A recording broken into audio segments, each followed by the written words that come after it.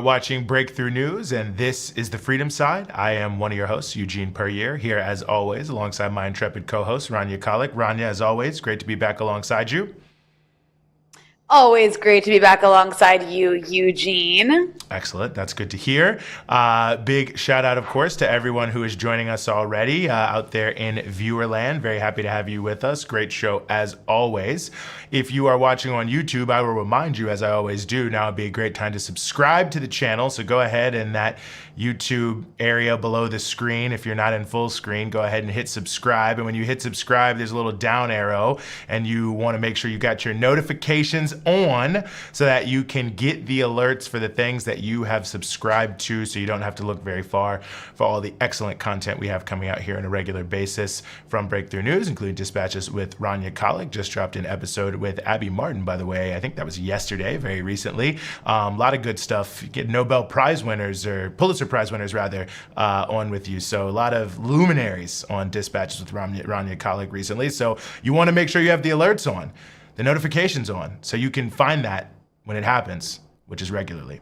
So anyway, hit subscribe. If you're watching on Free Speech TV, don't need you to do anything else but to keep watching Free Speech TV, this program and all over programs. And shout out to the FSTV team, as always, for making it possible for us to be with you on that platform as well.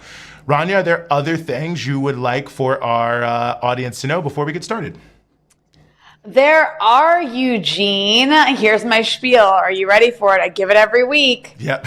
I'm going to do it again. Never gets old.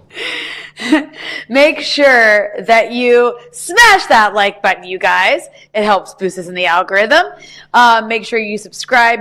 Make sure you share this episode. But also, if you love everything that we do here at Breakthrough News, which who wouldn't, you can actually help keep Breakthrough News going and growing by becoming a member at patreon.com/Breakthrough News for as little as $5 a month. That is less than a latte in most American cities these days. And in some places in Beirut even, because Beirut is ridiculous and charges Manhattan prices. And not Manhattan.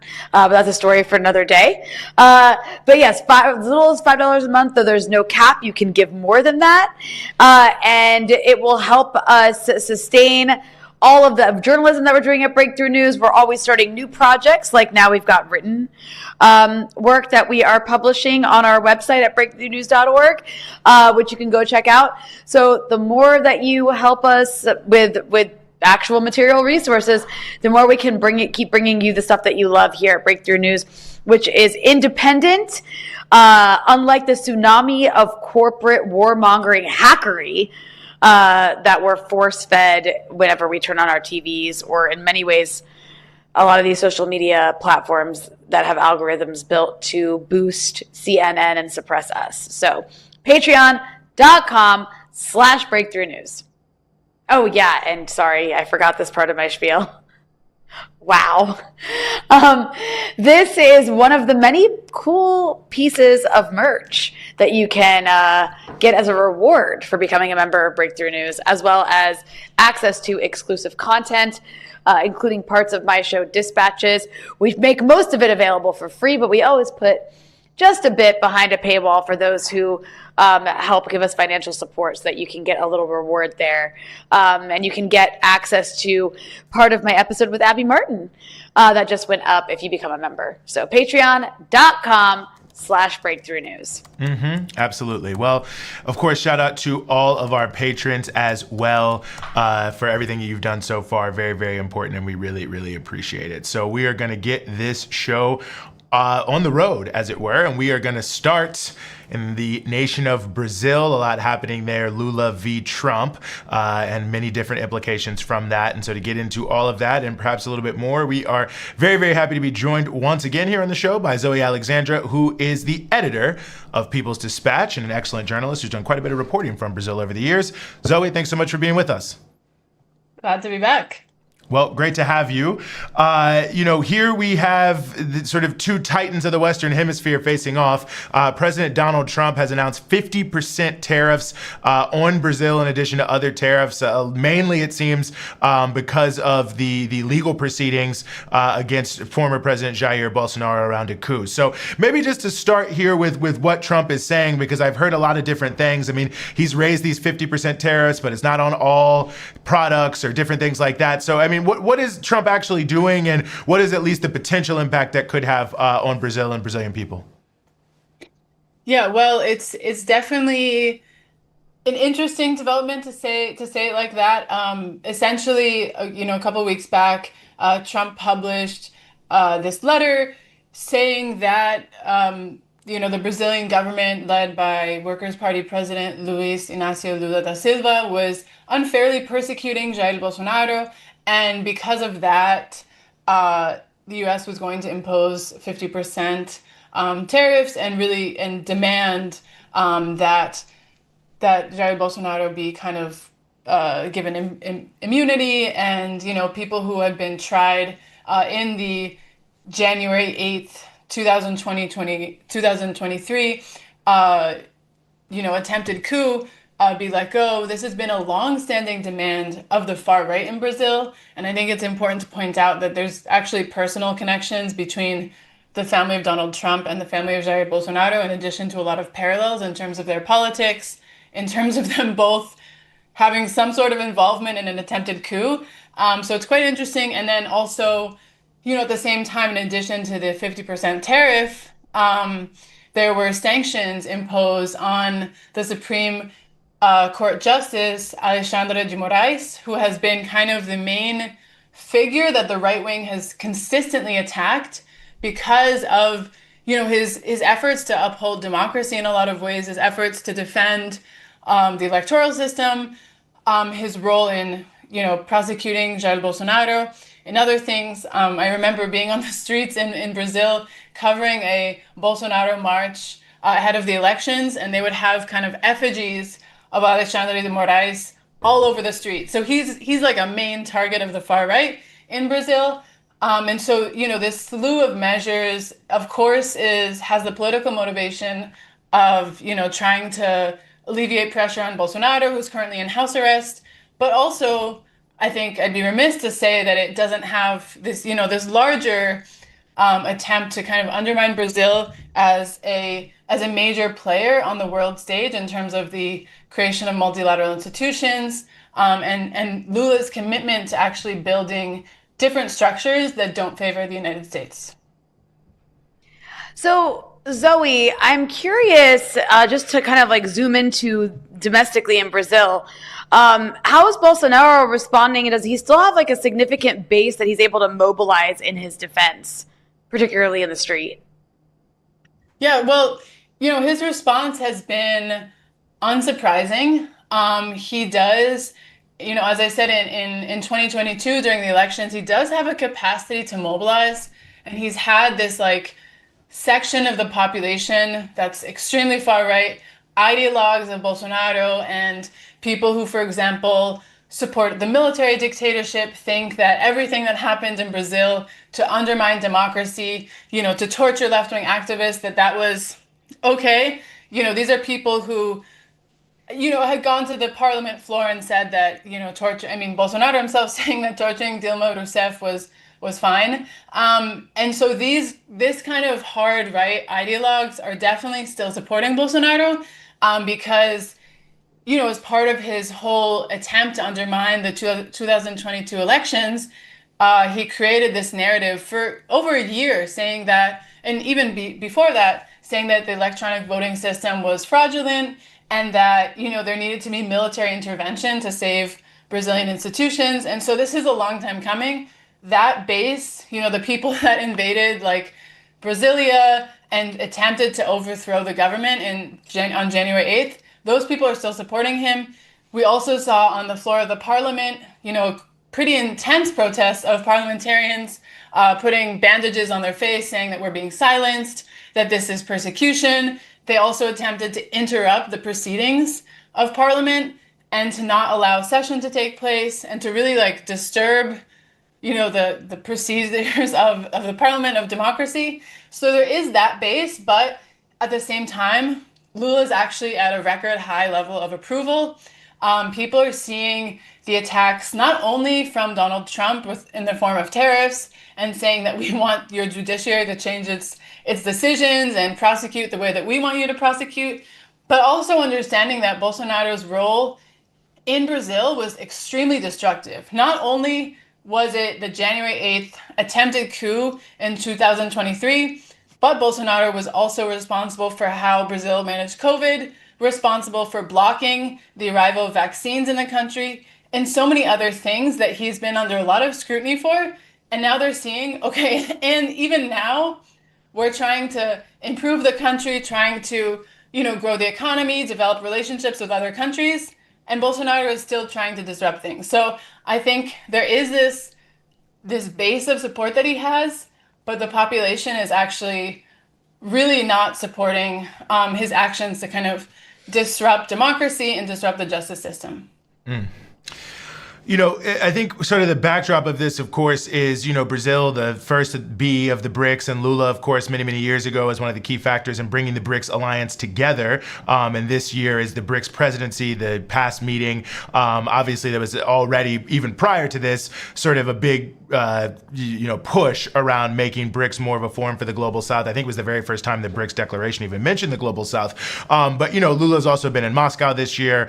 He's also been in Beijing this year, at least ostensibly. President Xi will be there later in the year for the COP30 around the environment. So, it feels like this is also accelerating, Zoe, this sort of, as Lula calls it, what he wants to see, a world that's based on multilateralism, and that he's using this as an opportunity to continue to push forward the idea of cooperation, especially between global South countries, between each other, in the face of people like Trump who are trying to, bully much of the world, including many of the BRICS nations, into trying to do anything separate than just be subordinate to the United States and Europe. Yeah, I think it's no accident that this year Brazil hosted the BRICS summit. It's going to host COP30. Even the day after Donald Trump sends this letter and says we're going to impose 50% tariffs. On one hand, you have Lula giving interviews saying that we believe in a world where the dollar is not dominant. We believe in the world where the United States cannot bully the countries of the global South. But on the other hand, you also had mass street mobilizations that had initially been called, on one hand, to demand that the Congress approve taxing big fortunes and end the 6-day work week, which has been a major push of progressive members of parliament.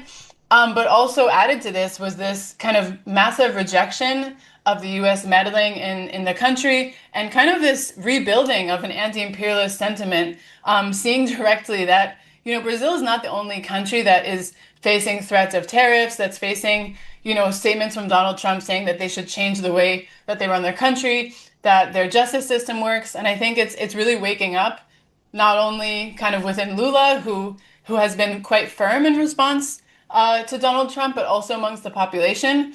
And as Brazil goes forward and continues to, intensify its role in institutions like the BRICS, like in CELAC, and like in these forums calling for, environmental justice, I think that Lula is going to be only more and more radicalized. And there's a lot of weight put onto this COP30 this year. Brazil, of course, has the largest part of the Amazon in South America. Lula has been a big proponent of protecting the environment, of the need to kind of respect the environment, indigenous populations, Black communities in Brazil. And so he's going into COP not as a rubber stamp on saying, yeah, sure, we're going to do the mitigation and prevention fund. Sure, we're going to work towards this, but actually there's going to be significant pressure, and not just from him, but from his environmental minister, from the people's movements in Brazil, to actually confront the global north that's been responsible for climate change, that's responsible for these tariffs, and actually say, okay, not only Lula, but the Brazilian people want change and are not satisfied with the U.S.-dominated world order. Zoe, I want to ask you, just with all of this is happening, with, of course, the backdrop of this ongoing horrific, just apocalyptic genocide in Gaza. And I'm curious if in any way this horror that the U.S. is essentially responsible for by, arming Israel and giving it all the impunity and cover in the world to continue doing this, to not just to Gaza, but to just kill everybody around it. If that is impacting the way perhaps some of these countries that have been asserting themselves a bit more in recent years or over the last decade are dealing or willing to deal with the U.S. in terms of standing up to it. Yeah, I mean, Brazil has also been a country that has been very vocal on the world stage in terms of condemning Israel's genocide in Gaza, condemning U.S. support to the genocide. I think the movements in Brazil, especially because of, the long history of left-wing movements, but also a pretty sizable Lebanese population in the country, there's been repeated mobilization condemning this on one hand. And yeah, I think that we've seen a lot of the global South countries speaking up in defense of Palestine, rejecting Israel in a way that, is in a lot of ways unprecedented from before. On one hand, of course, responding to the atrocity, but also I think understanding that this is imperialism laid bare. This is exactly how, a lot of the United States and Israel would like to deal with countries, just completely crush them. And I think people are understanding that it's not just because Israel wants to crush Palestine and Palestinians, but this is kind of the world order they're creating, ruling by force, extinguishing people's aspirations, people's dream for freedom, for liberation. And of course, this is not just about, one place, but really this is the way that Israel, the United States, views the world. And this is, of course, completely contradictory to any sort of advancement of the global South and of a future of peace. Just really quickly before we let you go in the last couple of minutes, Zoe, I mean, in the context of this, when Trump came into office, the idea was that it was going to be a big push for the right wing in Latin America. We're obviously seeing that's not happening with Brazil, you just mentioned. Alvaro Uribe, the former president of Colombia, also sentenced to house arrest. I mean, do you see this as kind of part of a broader trend in the continent where things are maybe moving in a different direction than what people had expected? Yeah, I think we're seeing a lot of zigs and zags. There's advances, there's setbacks. Javier Milei, of course, is a major setback in terms of the continent. Argentina being one of the kind of cornerstones of leading the integration project. Javier Milei really sets that back. But what we've seen in Brazil in terms of Jair Bolsonaro actually being prosecuted, and in Colombia with Álvaro Uribe really actually facing some consequences for all of the crimes that he's committed against the people of Colombia is definitely, I think, giving people hope and giving people confidence. Uribe is someone who committed unspeakable crimes, was responsible for the false positive scandals where young people were killed and dressed up as guerrilla fighters, disappeared from their homes. He led a campaign of demonizing human rights organizations, demonizing social movements, carrying out extermination campaigns. And finally, this year, he was actually proved guilty for having lied and bribed witnesses, essentially proving that he was linked to paramilitary groups in the country. And this is, the fact that it took 3 decades of his crime, later, 2 decades since he was president, really shows okay, this person who acted as if he could get away with really anything, who wiretapped journalists, who wiretapped human rights defenders, has finally actually realized that he is not invincible, that, the justice system will actually work against him, and that he will finally have to pay for his crimes. I think with both cases of Bolsonaro and with Uribe, this is scraping the surface of the crimes that they're responsible for. This is really the beginning of actually bringing justice. And we've seen in countries like Argentina, the struggle for real justice and memory is a decades-long struggle. I mean, 30,000 people tortured and disappeared in Argentina, and now you have a president who says that actually that number is not true, these human rights defenders are crazy, but that struggle continues. And so there's going to be setbacks, there's going to be advances, but I think with these two people, they're people who were seen as untouchable, and that's breaking down a little bit. So there's a lot more to be done. And, with, of course, the force of the United States looming over them, trying to impede these processes of justice from actually taking place, but the will of the people is pushing it forward. And I think that's inspiring not only for people in the continent, but also in the United States. Absolutely.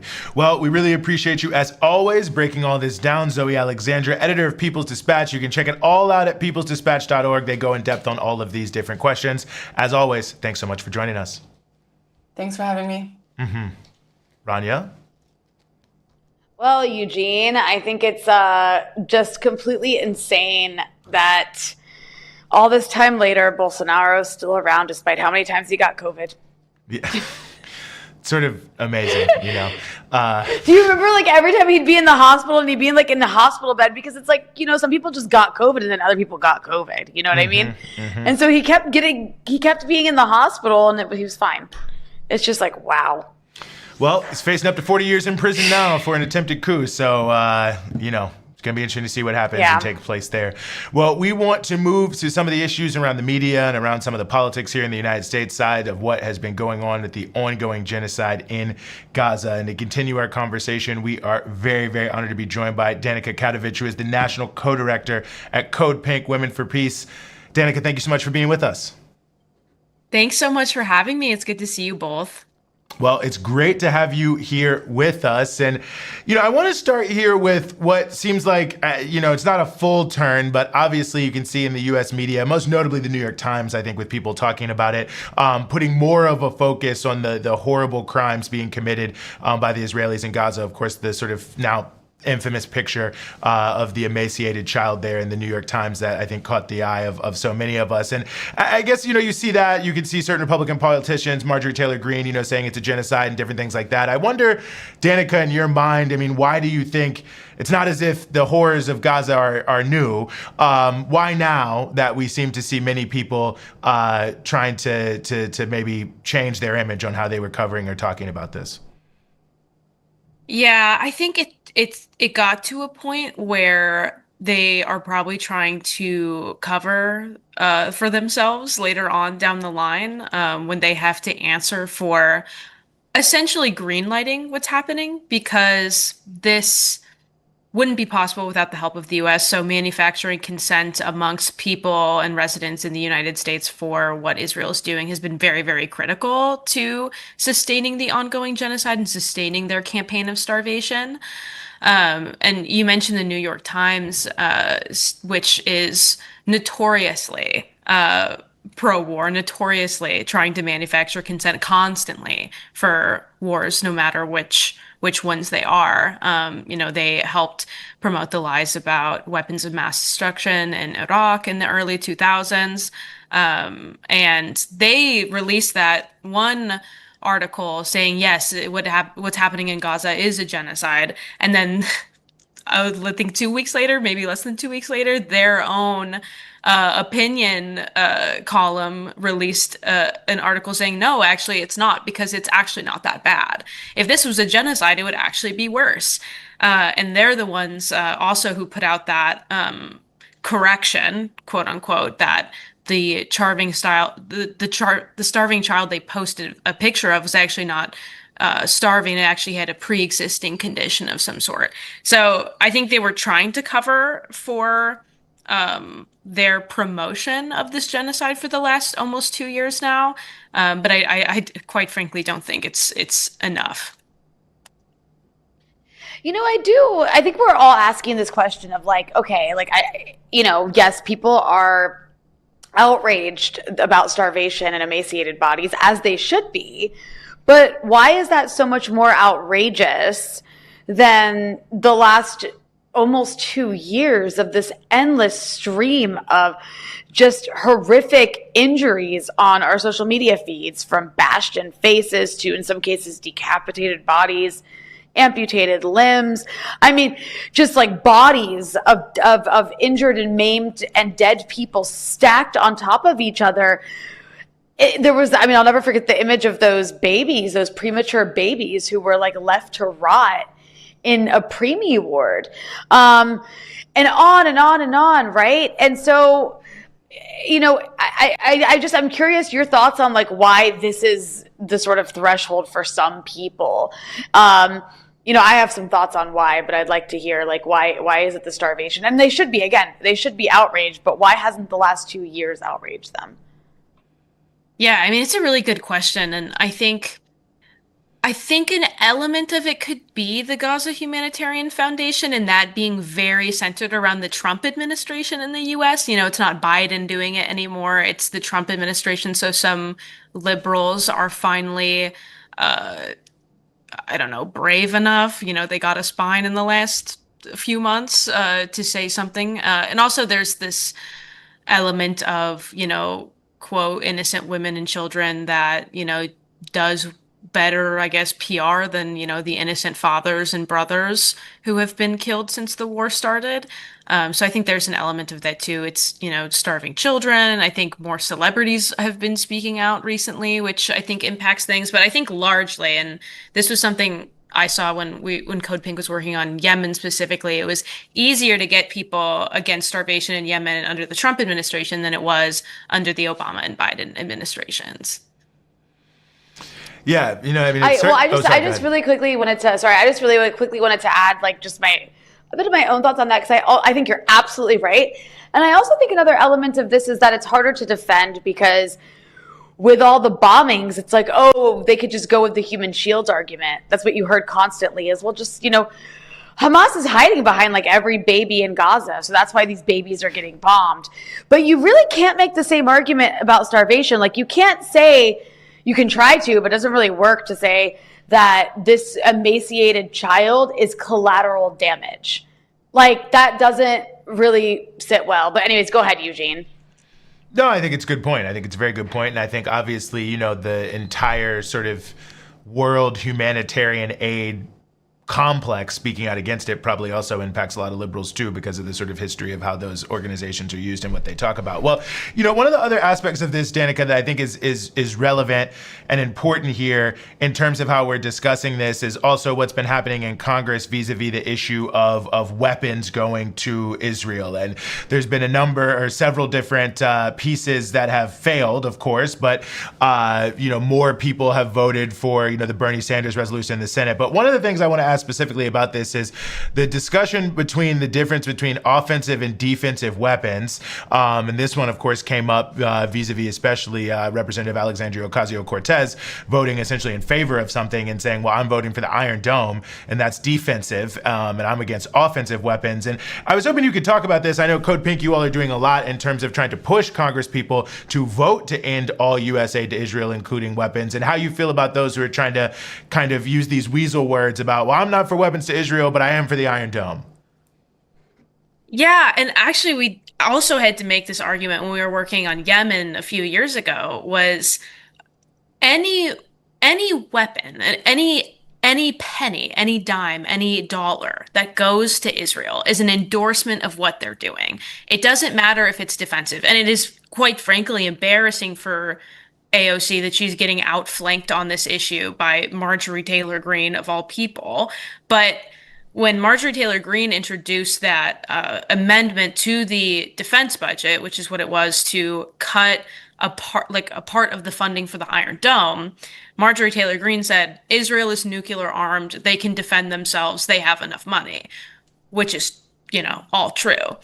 So if the U.S. keeps sending weapons, and even the line between offensive and defensive weapons gets completely blurred. So Israel has more than enough to, quote, defend itself from, they keep using the talking point of Iran, which I'll remind everyone that Israel attacked Iran first, and incited the violence that took place between the two recently. But any dollar that goes from the U.S. to Israel is an endorsement of the genocide. So it doesn't matter if it's, quote, defensive. It doesn't matter if it's offensive. Any continuance of aid to Israel acts as diplomatic cover at the very least. So any defense of that is it's quite frankly outrageous, I think. Yeah, I mean, I definitely am not sure how we're supposed to understand or contend with this massive, like, weird contradiction where you have someone like Marjorie Taylor Greene sponsoring an amendment to not fund the Iron Dome, and then AOC, who's supposed to be this like progressive hero, coming in and basically saying, oh, it's defensive and also basically fascist if you support this amendment because Marjorie Taylor Greene's behind it. It's super insane. And also, like, it speaks to the fact that it's not just Marjorie Taylor Greene, right? You also have some other right-wing figures like Tucker Carlson, like Candace Owens, who are coming out harshly against Israel. And I mean, we can have a conversation about what that means and maybe what is fueling them to do that. But I think it's also interesting to see what's happening in that MAGA base, because at the end of the day, you do have a Republican president. So if a portion of his base, or at least some of the figureheads and influencers in it, are this upset with Israel, I mean, what might that mean moving forward? I mean, so far, it obviously hasn't made a difference in Donald Trump's policy, but I think it really speaks to something in the U.S. when the most fervent supporters prior to this of this apartheid state have turned on it because they're just disgusted with just how vile it's behaved. Yeah, totally. And the Marjorie Taylor Greene stuff has been interesting to digest, to say the least. And I even, right before I got on this interview, I saw a video of Megyn Kelly talking to Charlie Kirk saying, you know, I'm pro-Israel, and, you know, as soon as I have a problem with what they're doing, I'm called anti-Semitic. Like, girl, you made your own bed in that regard. Like, you are absolutely part of the problem. Seriously. And yeah, with these right-wing figures coming out, Marjorie Taylor Greene is not taking any money from AIPAC. I don't think she's taking money from the weapons industry either. So I think she kind of moves freely in that regard. Like, there's nothing holding her down to being pro-Israel, which a lot of Democrats can't say, and a lot of Republicans also can't say. There's a huge Republican delegation in Israel right now meeting with Netanyahu as we speak. So there's a little bit of freedom to criticize Israel on Marjorie Taylor Greene's front, and also with, people like Candace Owens who aren't elected officials. I think what we wanted to see last summer ahead of the DNC was, we could call it like good political reading by politicians to see clearly that, the voting base, at least in the US, wanted a ceasefire. They didn't support increased or like more weapon shipments to Israel. So a politician who's reading the situation could be like, oh, I want to stand on the side of public opinion, which you could say maybe that's what's motivating Marjorie Taylor Greene, because, it's something she cites as public opinion when she's talking about her stances on this issue specifically. So maybe they're just doing what, we wanted last summer, which was like any member of Congress or any politician in the US to say, oh, this is what the will of the people is, maybe I will do that. But unfortunately, a lot of them are, bought out by the Zionist lobby and the weapons industry, who often have the same interests. Mm-hmm. Well, going forward, Danica, I mean, I know you all are always working on many different things at Code Pink. I mean, what are some of the things that you feel need to be done, and perhaps ways that people who are interested in getting involved can get involved in those things? Because obviously the situation is, I mean, it's been dire for quite some time, but extremely dire now with famine being added to the unbelievable mass slaughter taking place. Yeah, totally. We're trying to find really creative and powerful ways to intervene that are different than just, calling members of Congress, because I think people are very demoralized by that right now. And it's very, very fair. It's a very real way to think. And our system and our economic and political system is not working in a way that it reflects the will of the people and public opinion. And so I think, one thing we're really focusing on is like the culture aspect of things, and like news outlets who need to be held accountable for greenlighting this genocide, like the New York Times and CBS might be acquiring Bari Weiss's The Free Press and giving her reign on how they're going to cover Gaza, which is despicable because my family watches CBS. That's not the news I want them, receiving. And I think that's something we all need to be talking to our communities about as well. So the culture aspect of things, the media aspect of things, I'm really, really grateful for Breakthrough News and, being this strong voice against the genocide and doing, actual journalism and telling the truth. And also just getting involved locally is really, really critical because, we're part of Palestinian Youth Movement's Mask Off Merce campaign to challenge, like a people's blockade of weapons. If Congress isn't going to do it, we have to. So there are a couple ways people can get involved. I encourage people to go to our website, find if we have a local chapter near you, sign up and get organized locally. Mm-hmm.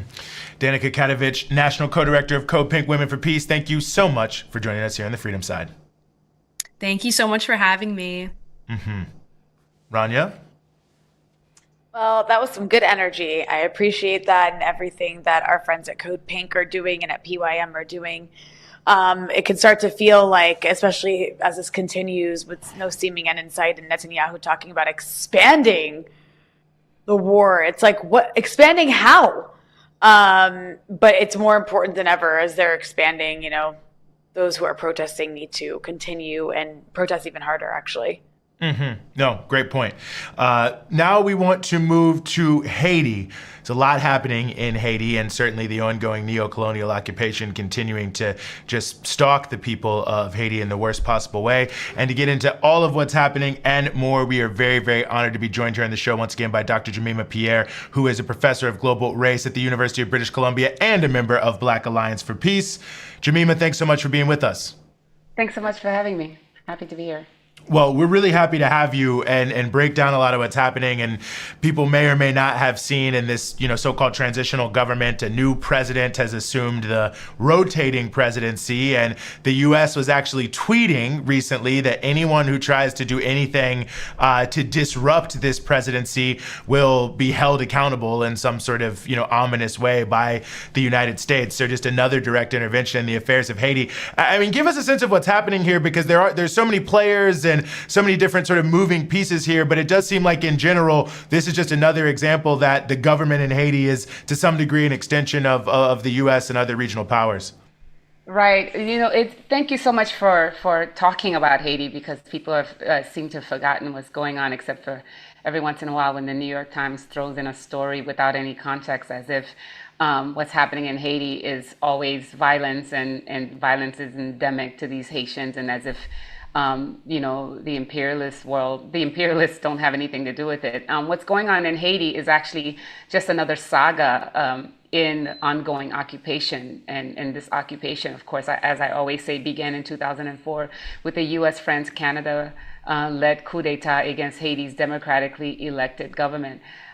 This occupation, of course, was consecrated by the UN with a Chapter 7 military force and occupation of Haiti, which happened, which lasted until from 2004 to 2017. And there's a UN office, this acronym is BNU, that's still in Haiti. And there's a core group that still runs Haiti. So everything that's happening, whatever violence you see, everything is under UN occupation. There's been an assassination of the president. There's been a removal of a black prime minister, and then you have the core group designating who's going to be Haiti's prime minister.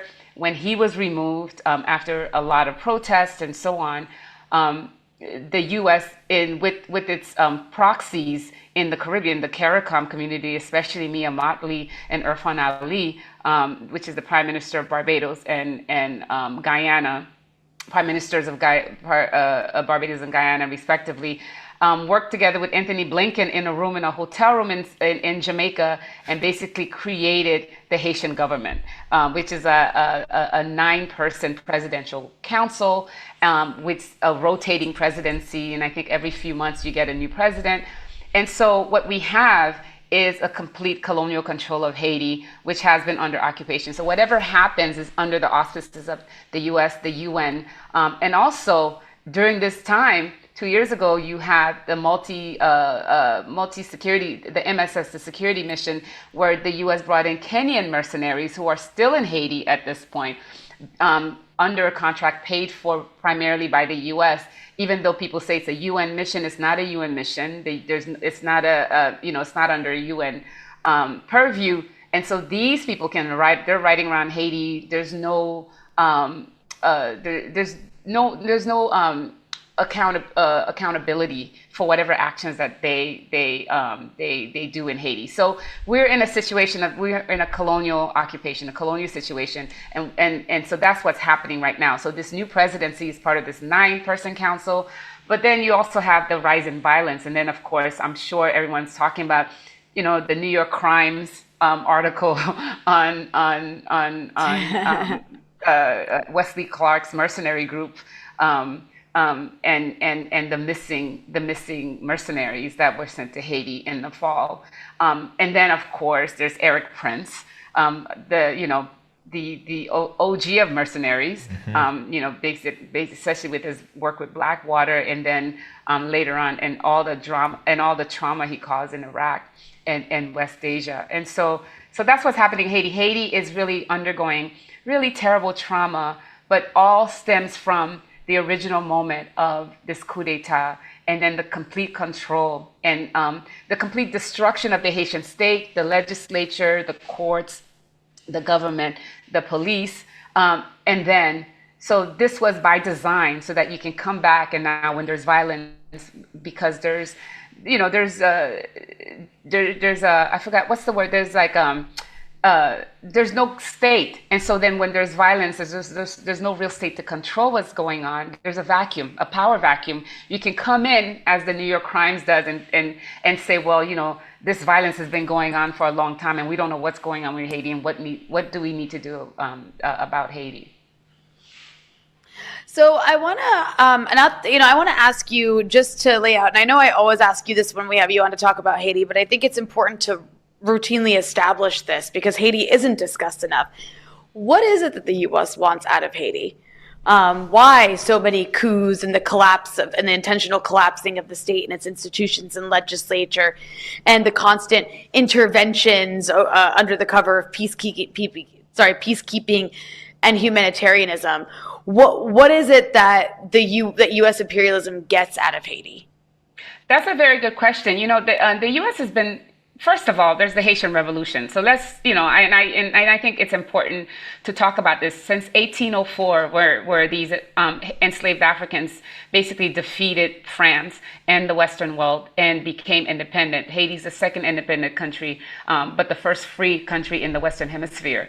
And so there's been a backlash against that.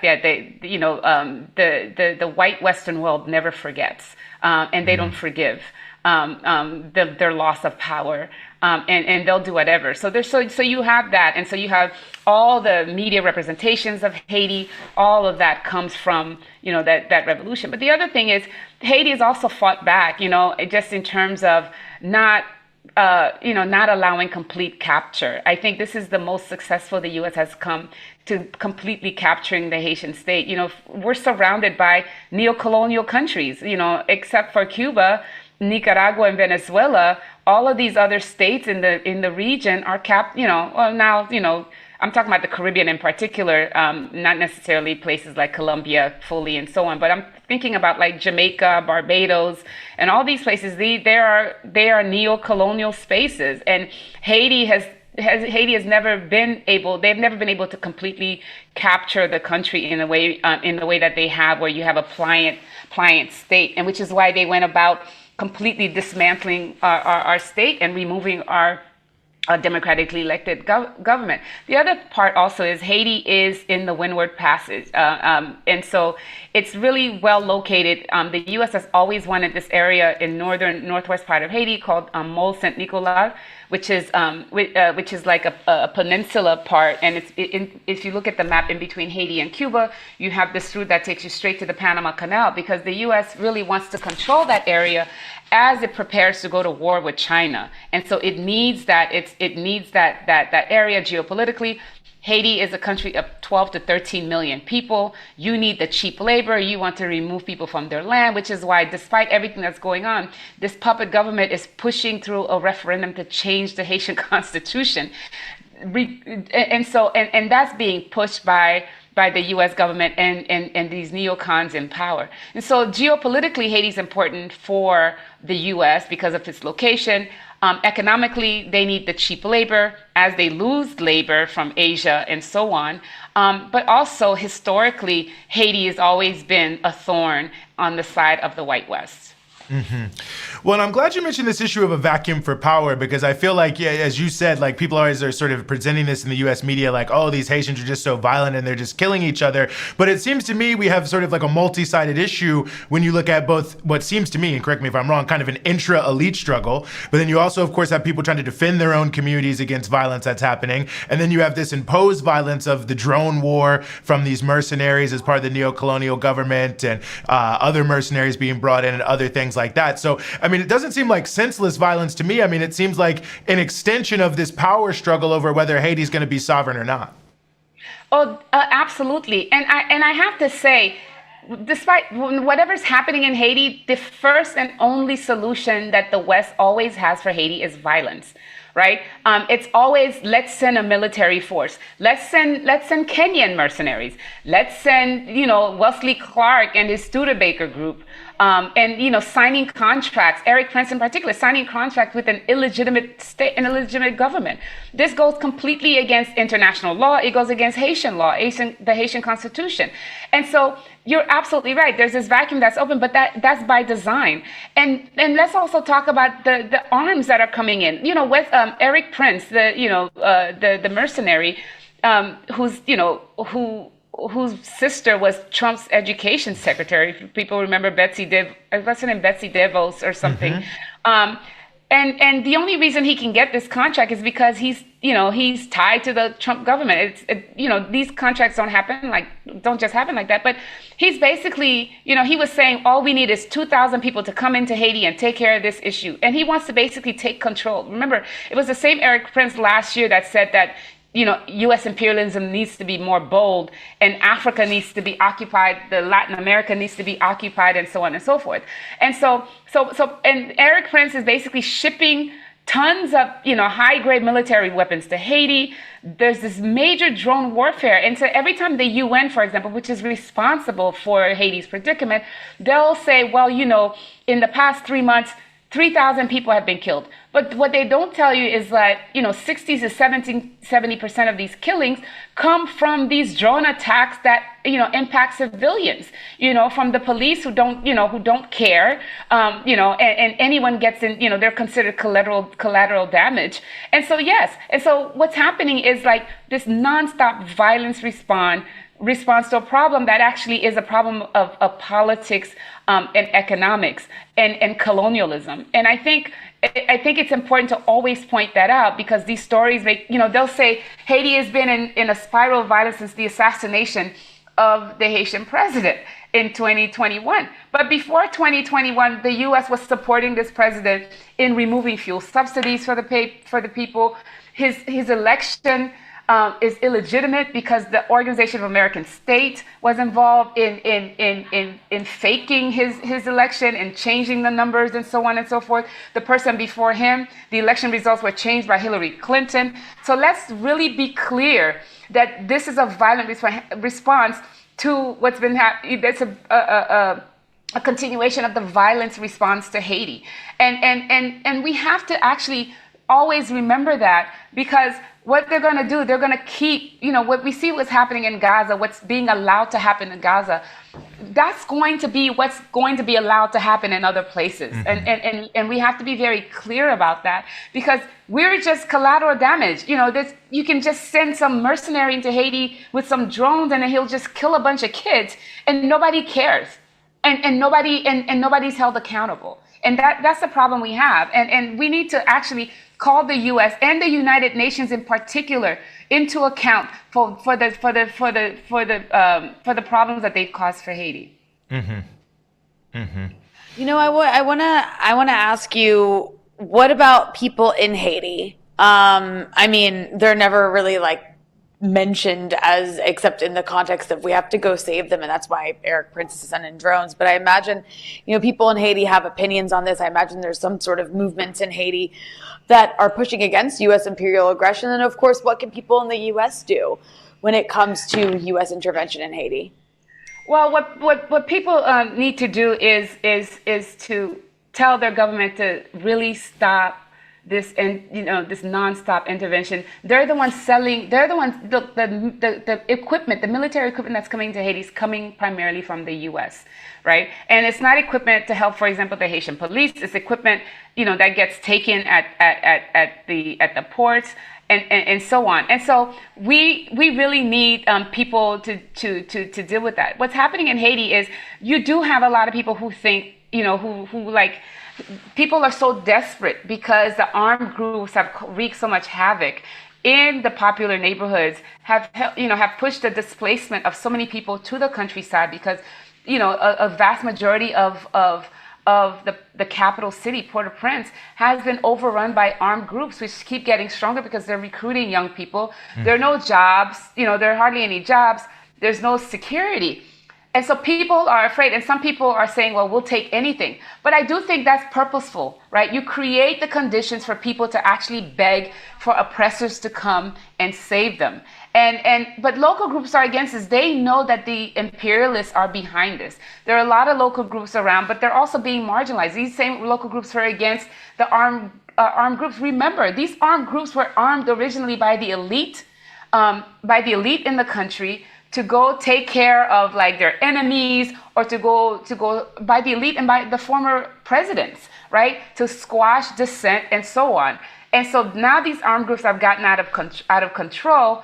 The local people, there are two responses. One of them is like, we need all the help we can get. But the other response is, we need the U.S. to stop manipulating what's happening in Haiti. And we need a different kind of solution. We actually need more conversation, to be honest, without the U.S. pushing certain things. And I also have to say, the U.S. is going, Trump and his racist ICE, machine, deporting people left and right. So on the one hand, they're stopping Haitians from coming in. Haiti is one of the many countries that the U.S. has basically stopped from coming, banned from coming into the country. But they're deporting Haitians, and then they're saying Haitian is a security risk for the U.S. And what people in the U.S. need to understand is that the U.S. is the reason that there's a security risk in Haiti. And we need to really keep holding, these politicians and the U.S. government accountable. No story about Haiti should be written without always pointing out that what's happening in Haiti is a result of the France, U.S., Canada coup d'etat and the continued U.S. control and destruction of the Haitian state. Mm-hmm. Absolutely. Well, we really appreciate you being willing to join us, Dr. Jemima Pierre, professor of global race at the University of British Columbia and also with Black Alliance for Peace. Thanks so much for joining us here on the Freedom Side. Thanks so much for having me. Mm-hmm. Yeah, critically important issue. The guy who just became the president in this rotating presidency is the head of like the Business Association of Haiti, so one of like the richest people in Haiti, and the prime minister is also in this space, and they also just voted themselves a contract to control 70% of all container contract exports coming in and out of Haiti, and they all own these ports, these super rich people. So all these weapons coming in from the United States through these ports controlled by these super rich people who are being supported by the United States, that's tweeting out they'll have consequences against anyone who will do anything against the government. Kind of tells you everything you need to know. But Rania, to turn to another issue where the U.S. is meddling and involved, the country you're in right now, Lebanon, Mr. Tom Barrack has been there recently around this issue of the so-called disarmament of Hezbollah. I mean, help us understand what's happening now, because I'm seeing two different stories. I mean, I'm seeing some people say that negotiations are going on around the disarmament of Hezbollah, but it may not happen. I'm seeing other people say that the government of Lebanon has agreed to the disarmament of Hezbollah. Obviously, Hezbollah is not agreeing to that themselves. So a little bit confused what I'm seeing. So maybe just help us sort through what's actually happening here. Well, there's news that developed in just the recent hours. There was a cabinet meeting, and the cabinet in the Lebanese government did approve this U.S. proposal to essentially disarm Hezbollah by the end of the year. And the discussions around this have been going on for quite some time. But the U.S., specifically Tom Barrack, Trump's special envoy to the region at the moment, has been putting a lot of pressure on the Lebanese government to agree to disarm Hezbollah, not just south of the Litani River, which was what was agreed to in the ceasefire agreement after the big war last year, but in all of Lebanon. And so it's causing essentially right now so far a political crisis, because in the cabinet meeting today when that decision was made, the Hezbollah ministers and those who support them all actually left the cabinet meeting. They refused to participate in this decision. And essentially what this proposal says is it directs the Lebanese armed forces, the Lebanese army, to prepare a plan due, I think, by the end of August, that essentially establishes state monopoly on all weapons, and disarms Hezbollah and all non-state actors, is how it's phrased. So it's specifically against Hezbollah's arsenal, to bring all these weapons under official government control. And it's all put in the language of the sovereignty of Lebanon, state monopoly over arms, which sounds nice. The problem, Eugene, is that while Lebanon does have an army, that army does not fight Israel. It's not even allowed to fight Israel. It doesn't have the weapons to fight Israel. In fact, what's also crazy, in the weapons that the army has confiscated so far in the sort of disarmament in the areas where Hezbollah has agreed to disarm, and, you know, they've actually destroyed those weapons. So it's not even that they're keeping them for the state. They're destroying weapons that exist and are under the control of a group that are used solely to deter Israel. Which also, I should say, Eugene, since the ceasefire went into effect last year at the end of that big war in Lebanon, when Israel invaded and tried to occupy, the Israelis have violated the ceasefire over 4,000 times. They regularly bomb Lebanon. They regularly assassinate people in Lebanon. There's drones over Lebanon all the time, constantly violating the ceasefire in Lebanon. In fact, when the cabinet met 2 days ago to discuss this and then postpone it, the disarmament, that day after they postponed the discussions about this disarmament proposal, the Israelis assassinated somebody in the south of Lebanon. So this is happening regularly. Lebanon hasn't responded. There's been no violation from the Lebanese side whatsoever. And anyways, just to go back to what's taking place right now, is you have a government that is using its army to disarm its people and take away their ability to protect themselves from an occupier. Israel still occupies 5 points in southern Lebanon, and this government currently in charge is not capable of fighting the Israelis, nor will it fight the Israelis, though the Prime Minister Nawaf Salem continues to talk about protecting Lebanon's sovereignty, but specifically from Hezbollah, not from these outside aggressors. So anyways, the Lebanese were under a lot of pressure, though, I should say that, by Tom Barrack and the U.S. administration under Donald Trump, which is why they agreed to this absurd proposal that offers zero guarantees. The proposal says the U.S. will, get the Israelis to comply with the ceasefire, but there's no guarantees the Israelis will comply with anything. And for that reason, Hezbollah is saying they absolutely will not disarm.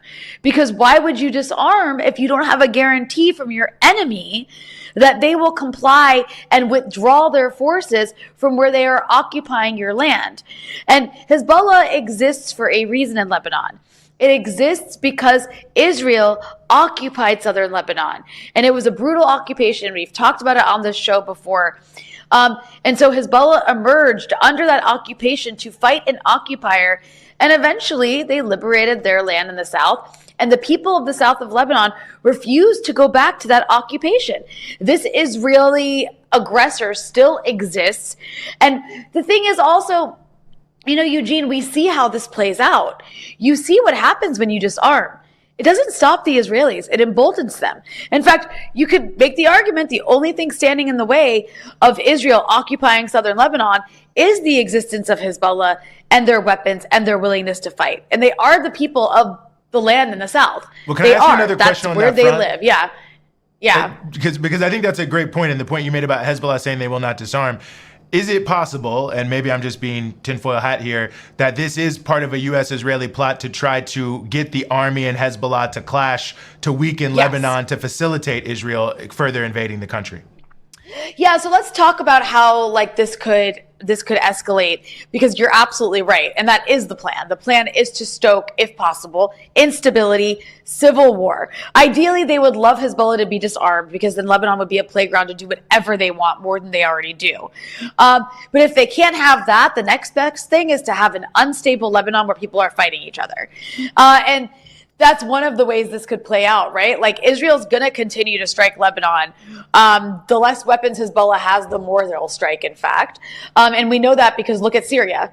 Syria had a regime change. The government in Syria now wants to be friends with Israel. They've made that very clear. And rather than, accept that, Israel has bombed all of Syria's major military installations, set back their military by half a century, continues to bomb Damascus, even bombing the presidential palace like a month ago, despite the fact that the president of Syria is begging Israel for normalization. So disarming and not fighting doesn't work. Look at the West Bank. Look at the PLO. Look at what happened there. Did disarming and refusing to fight the Israelis help? No. If anything, the Israelis have taken even more of the West Bank. I mean, we're seeing the West Bank be slowly, Palestinians in the West Bank be slowly strangled. So we have proof that this does not work. So, Hezbollah, for that reason, is saying they will absolutely not agree to this because of the fact that they have no guarantees. And look how it looks elsewhere, right? That's one. So what happens instead? It leads to internal tensions. It leads to a political crisis. I mean, Hezbollah has some options, right? They could withdraw their ministers, which would lead to a political crisis and would collapse the current government. And there could be street confrontations, which, we might also see happen that has like a political party flavor to it. Will we see a civil war in Lebanon? I certainly hope not. I think that the government agreeing to this proposal, even if Hezbollah is saying absolutely not, buys Lebanon some time.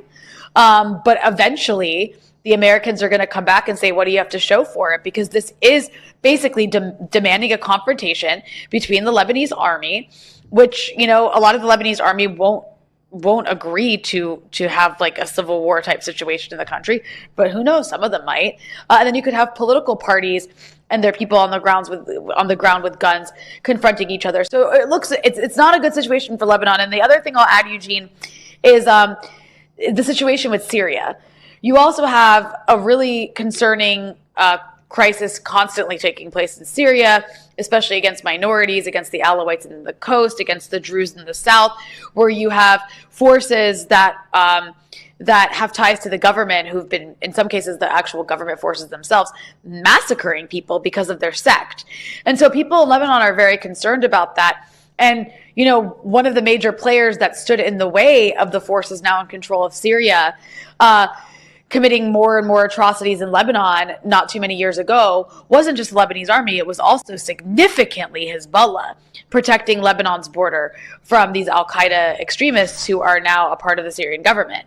So that's another reason that the Hezbollah and the community that supports it won't agree to give up arms when they also have no guarantees that these Syrian forces won't start coming after Lebanese territory. And there's been talk about coming after Lebanese territory in various minority sects in Lebanon as well.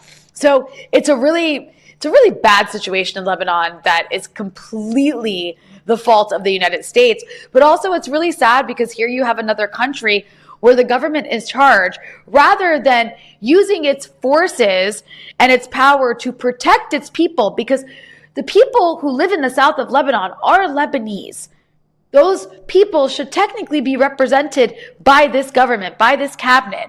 But instead of using the Lebanese army to protect those people from American imperialism and constant Israeli aggression, they are using the Lebanese army to disarm their people from having any measures of self-protection.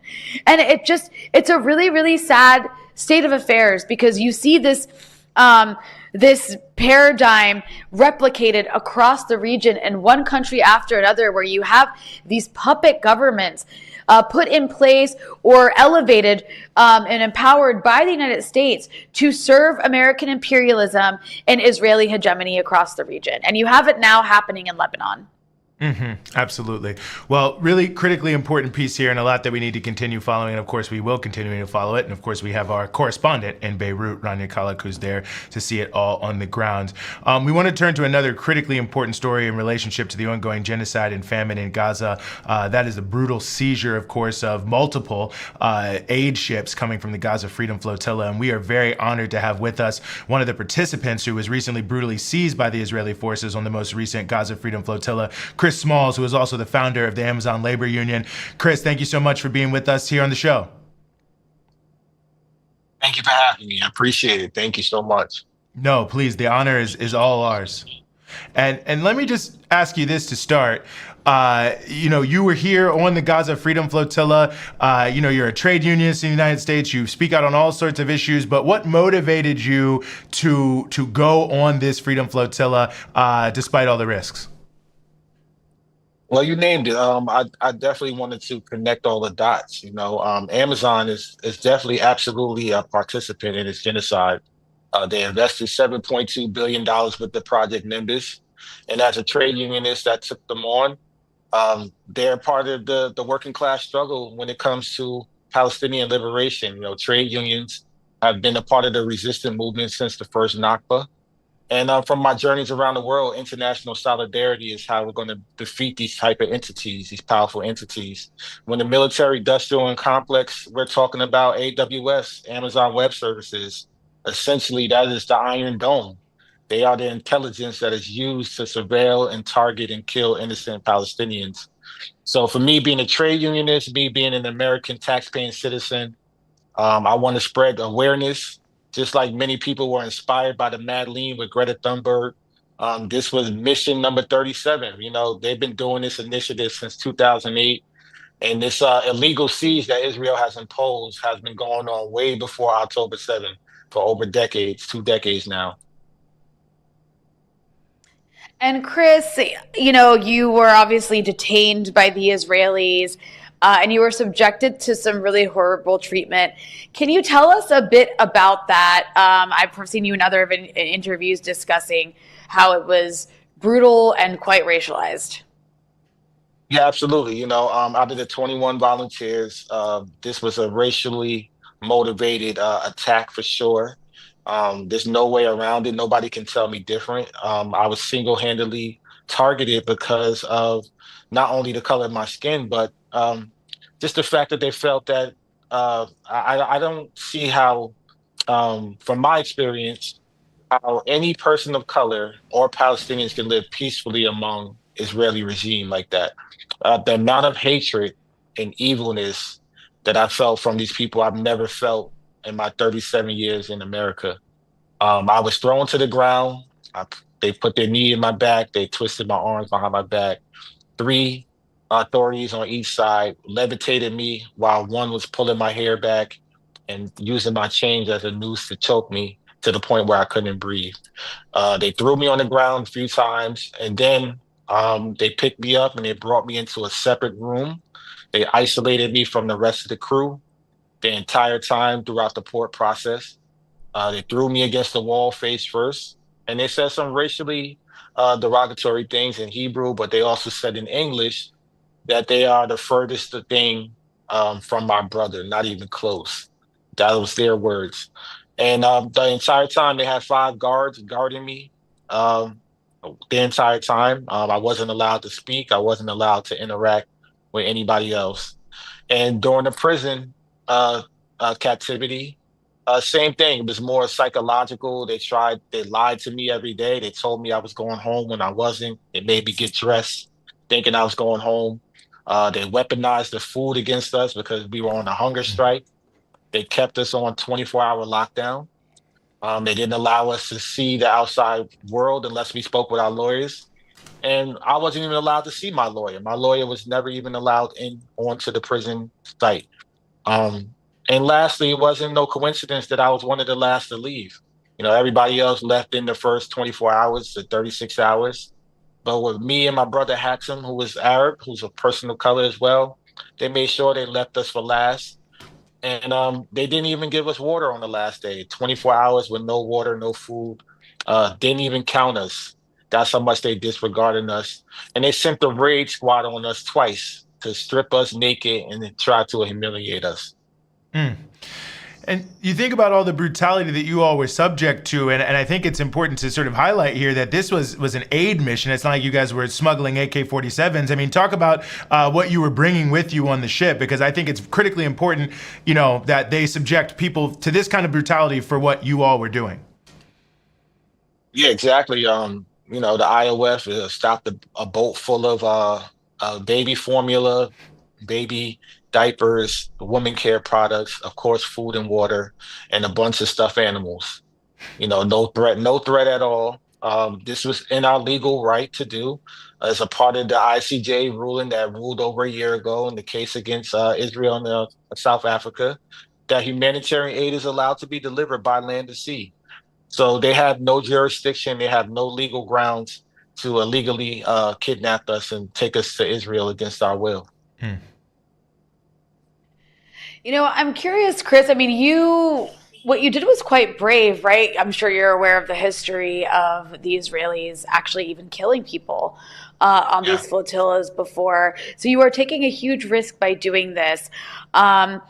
What motivated you to put your life on the line in that way to try to get this tiny boat to Gaza, knowing what the Israelis are capable of, and not just what they're capable of, but their willingness to murder people? Right. I mean, trust me, I had 24 hours to make this decision, and I had the conversation with my children before I left. I just wanted them to know that I love them, and everything that I'm fighting for is for a better future and a better world that we live in. This is some very dark times, and the same thing reminded me of when I took on Amazon during COVID, the pandemic. It was a life or death situation. People were dying around me. My coworkers, colleagues have died from COVID. The same thing here. I mean, of course, it's nowhere near the magnitude of what Palestinians are going through, but this is a life or death situation that I knew I signed myself up for.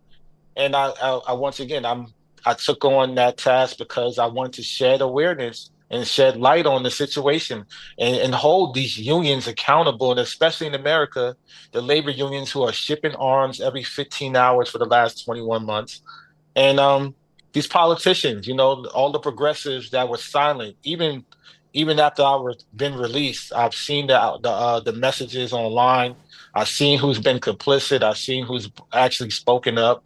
And that's what the American people need to be our outrage for, is that where our money is going and who is to be held accountable. We need to do that right now. Well, and I think that's a really important point there too, Chris, because I think a lot of people have been, looking at what's been happening, the genocide that's been going on for so long. I think sometimes people feel, does anything I do actually even matter? I mean, why is it important for people here in the United States to continue, with the BDS activities, with trying to block the boats at the port, mask off Maersk, all these campaigns, whatever they can do? Like, why is it important for people not to be demoralized and to keep pushing? Because we all have a role to play. In this struggle for humanity. If you're a decent human being, I think you would be on the right side of this history.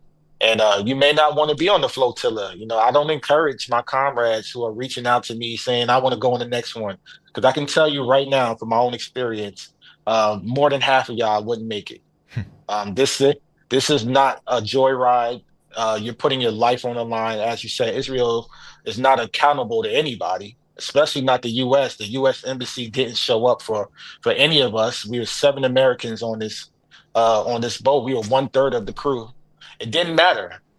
So for comrades who want to do this type of mission, everybody has their own way of showing their activism, and I encourage them to do that. Continue doing what you're doing, whether it's taking to the streets, whether it's direct action, whether it is getting involved with the flotilla. If you want to get involved, get involved. But we all have to do something, and that's what needs to be put out there, is that the focus still has to remain on Gaza and on Palestine first and foremost, and we all have something that we can to contribute to the movement. Chris, I also want to ask you, what was your introduction to Palestine? Like, how did you get, I don't want to use the word radicalized because it sounds like a negative thing, but actually, like, I think it should have a positive connotation when it comes to this. What radicalized you on this issue? What got you informed about the issue of Palestine? Is it something you've always understood, or is it something you learned about later? No, before October 7th, I had the opportunity to be on a panel discussion with Dr. Mustafa Borgadi in Montreal at Concordia University. So he already invited me to Palestine before the genocide started. I was already working with a Christian Palestinian organization, trying to go do some humanitarian work prior. For the last 2 years, I'd never had an opportunity to go because of the increased amount of danger. We kept putting it off before the flotilla came up as an opportunity.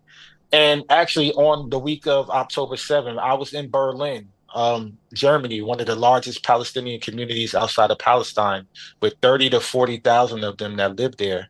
And I seen for myself, my firsthand experience, how the Nazi police in Germany were treating the Palestinians in their own community, dragging children away from their parents right in front of me, tearing down Palestinian flags. I joined a number of rallies with my comrades out there, and I seen how we were kettled in every day.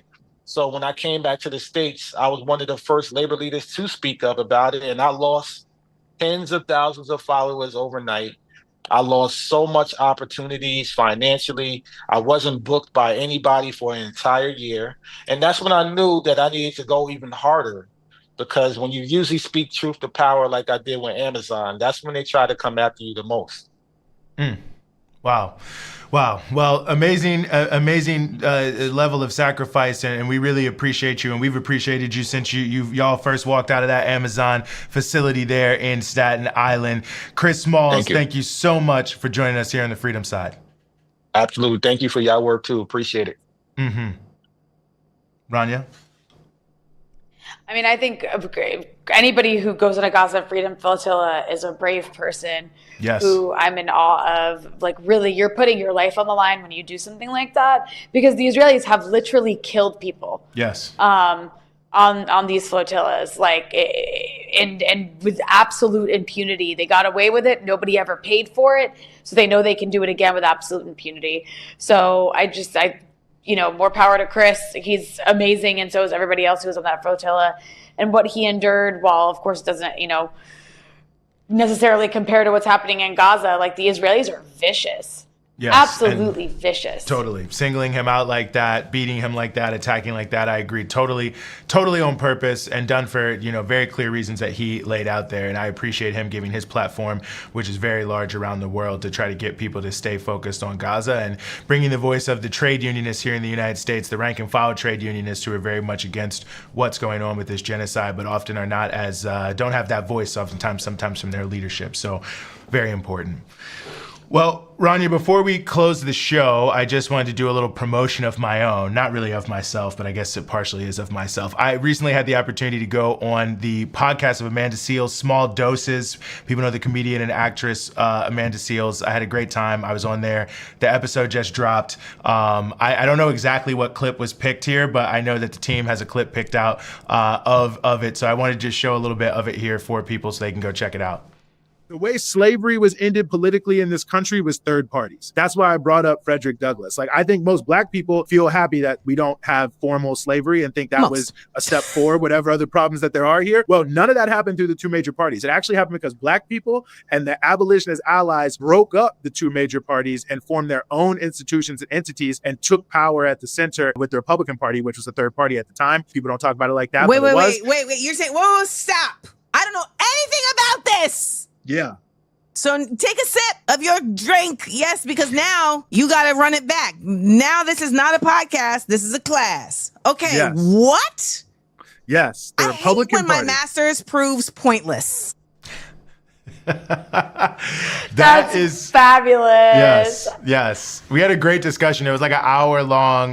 You can get Small Doses Podcast hosted by Amanda Seales anywhere you find your podcast. I think it's also on YouTube too. So check it out. Small Doses Podcast with Amanda Seales. I was just on there. Had a great time. As you saw, I had the BT mug. I was sitting right where I'm sitting right now, in fact. So just wanted to shout out to people, and big shout out to Amanda and her whole team. I really appreciate them having me on. And here in New York at the People's Forum in September, I'm going to be very honored to be a live guest on the Amanda Land podcast. It's going to be happening here in a live show at the People's Forum in New York City, so look out for that. So anyway, just wanted to end on a maybe more positive note there, Rania, since we talked about some serious subjects here today. Yeah, I love that. I can't wait to go listen to the whole thing. That looks so fun.